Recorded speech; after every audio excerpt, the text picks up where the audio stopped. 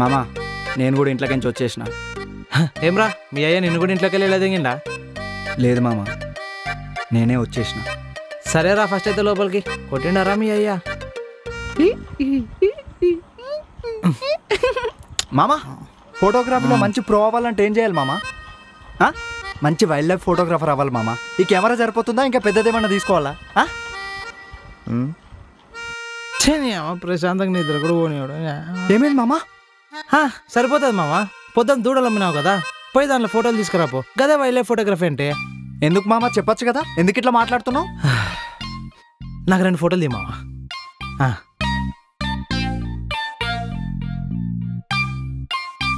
ఏంది మామ కర్రగా వస్తుంది? మంచి కెమెరా కొనిచ్చినావా లేదంటే సెకండ్ హ్యాండ్ కొనిచ్చినావా? బ్యాటరీ పుల్లలు ఉన్నాయా లేవా?